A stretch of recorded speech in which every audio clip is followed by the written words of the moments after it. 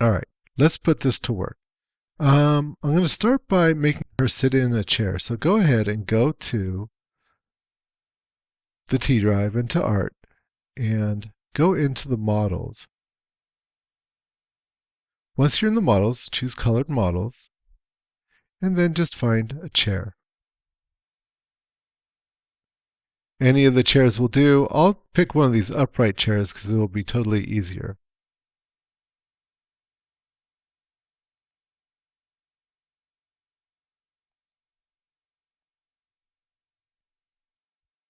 As I was saying before, the cat-rigged characters cannot be scaled. They can't be made bigger or smaller. So if you're finding that one's not fitting your models, you got to make all your models bigger or smaller. When you make a cat-rigged character, you just have to make it the right size to begin with. Once again, that's something for a later date. Okay, well, let's just get down to it and move her around a little bit. So a couple things we got to do to get started. First thing is we probably want to select her body, and we probably want to freeze it because otherwise selecting these bones is really difficult. What I'm going to do is I'm going to go ahead and, after having selected it, I'm going to right click, go to my object properties. I'm going to go click off the show frozen in gray, and I'm going to freeze. Later on, I might also make her see-through, but I'm just going to stop there and say, OK. That way I'm selecting the bones, not her. The hair is also an object. Some of them have that, some of them don't. So once again, I can select the hair and go to Object Properties, click off the Show Frozen in Gray, and freeze. When I go to moving the things around, what I want to do is I want to change the nature of my gizmo a little bit. So right now, you'll see that even though this chest is tilted, that the gizmo is straight. It's in line with the world. In other words, it's in line with your view. If you look up here, right where all your move and your rotate and your place tools are, you'll see right next to it where it says view. We can change that, and we do want to change it as we're moving it around because we want this gizmo to correspond with the bone that it's moving around with, not with our view. So we just go up here, drop it down to local, and you'll see it's changed. It's now in line with that object. We'll want to do the same thing with the rotate. Once again, dropping it from view to local. Sometimes you might want to move it back and forth. Sometimes it's easier to work with it on view. Sometimes it's easier to work with on local. But now you know. And the whole thing about it being on local is that when I turn it, it's just going to do what I expect it to do. So finally, let's talk about kinesthetics a little bit. I'm going to start by selecting her, the high resolution, right here. See over here. That's her body. And I want to make her see-through. I think I covered this in another tutorial, but just in case I hadn't, to make something see-through, you just go Alt and X. So the Alt key and then the X key. And you'll see that it becomes transparent. So that's a little bit easier, both for doing our posing and for explaining about kinesthetics. Kinesthetics means the order in which something works. And so from the pelvis, right here, that center part, up, we have forward kinesthetics. So, in other words, if I go to the arm and I rotate the arm, it affects all the parts below it. Those are forward kinesthetics. Just like Blocky had forward kinesthetics, as we just go from one thing down to the other, etc. Right? Now, from the pelvis down, we do inverse kinesthetics. So, in other words, when I select one of these platforms down here, instead of using the rotate tool, which I could, I want to probably use the move tool, and that's going to move all the leg from the base up. In other words, from the lowest thing up to the highest thing. Sort of the opposite of the arms, if that makes sense to you.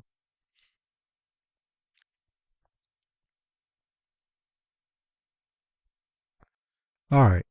So, like I was saying, from the pelvis up, it's pretty simple because everything is pretty much going to be with the rotate. And by the way, I think I've mentioned this before too, but these gizmos are sizable. So it's either just the plus to make it bigger or the minus to make it smaller. Sometimes when moving characters around, that comes in really super handy. Well, let's make her sit into the chair and see how that works. So I think the first thing that I'd do is probably go to the front, and I'm going to line her up. So I'm going to work with the base and just move it on over a little bit.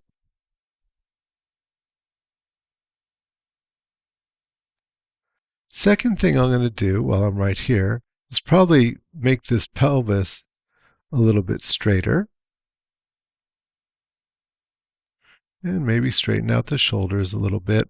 Although, honestly, having things not perfectly straight, not perfectly lined up, is probably a lot more natural with a human character, with a more, natural looking cat-rigged character. But anyways, so I've got that, and then I'll probably go to the left and moving her once again on the platform, selecting the platform, and just moving that over a little bit. What I'll do then, let's see, is go ahead and just selecting her pelvis, I'm going to just put her down. So remember, the pelvis can go either way. It could either be a case of rotating it or moving it. All right. Now you'll see that she is kind of cut into the chair. That's very unnatural. I mean, the thighs are going to collapse, and you could actually make these rigs with muscles and all kinds of crazy stuff, but we're going to try and keep it a little bit simple. But for now, we're just going to adjust the feet a little bit. So what I would do then is select the platforms. Now the platforms are hard to get to here, but in my Scene Explorer, they're very easy. So I can just select the one, maybe control click, select the other, and I could, let's say, raise those up a little bit, and then maybe also rotate them a little bit. Maybe taking the toes right here. So I'm going to select just that toe, not the platform. You can see it right there. And maybe rotating that a little bit so it's a little bit more natural, it's flat. And then I'm going to move it down. Now careful, I'm not going to move the toe because what that would do is it would stretch it out, and that would just be weird. What I'll do is I'll move the platform. There. So now her feet are on the ground and she's sitting in the chair more or less naturally. Okay, so now back to this pelvis. She's sitting very upright, very good posture, but that's also kind of unnatural. So instead of using my move tool this time, what I'll use is my rotate tool. And I'll just rotate her back. And you can see that the rest of her bones go with her.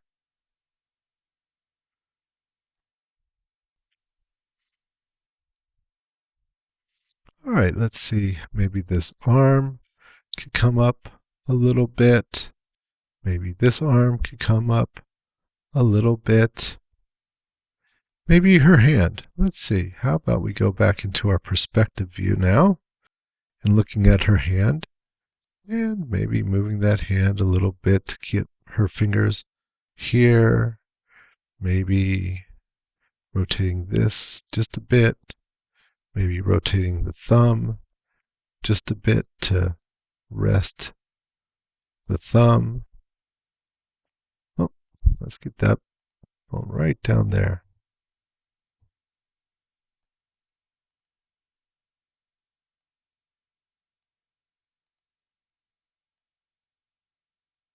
Okay, Well, how picky you have to be with these movements really depends on how close the camera is. Are you really going to even see it? That's what it really comes down to. Okay, so making big movements, this is probably the easiest thing to do, to go ahead and make the body both frozen but also see-through by going Alt and X. The problem with it is that sometimes when you see the body, then all of a sudden you can see a twist or a tear. So for instance, let's take a look at the other arm.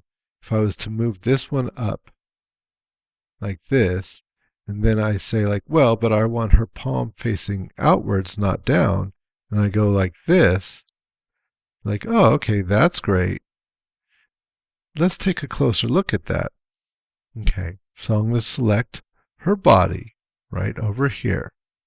We got to do it in the Scene Explorer because it's frozen. I'm going to go Alt X. We could probably already start to see where that's going to be kind of crazy. But if, on the other hand, I were to select, let's say, the pelvis, and I wanted to select all the bones, and I went right-click, and I selected the child nodes. We've covered that before, but there you go. That's how you do that. So now I've selected the whole skeleton, and I went Alt-X. Once again, zooming in here, I can see that that's maybe pretty unnatural. In fact, let's click on that bone, and let's make it disappear altogether, and we can really see now. Yeah, that's crazy. The way that shoulder is turned is very, very unnatural.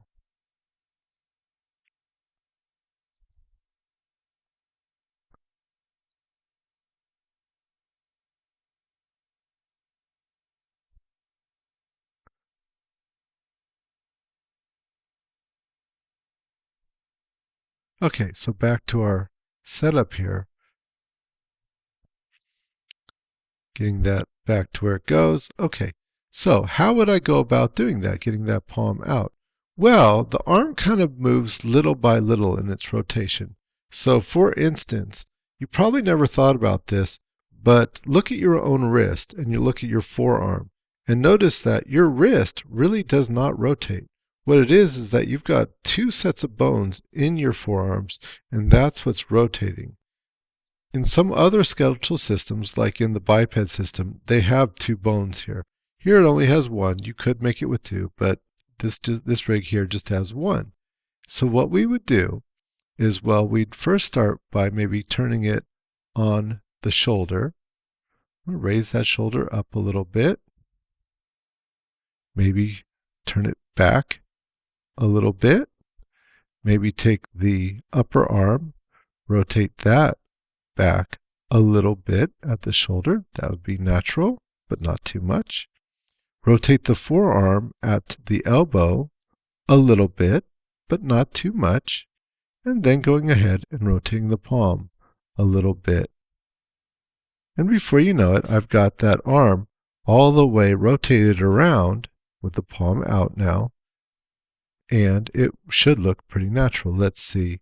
If I go to the pelvis, or to the body right here, Alt X, yeah. So we can see that right off the bat. That's looking better.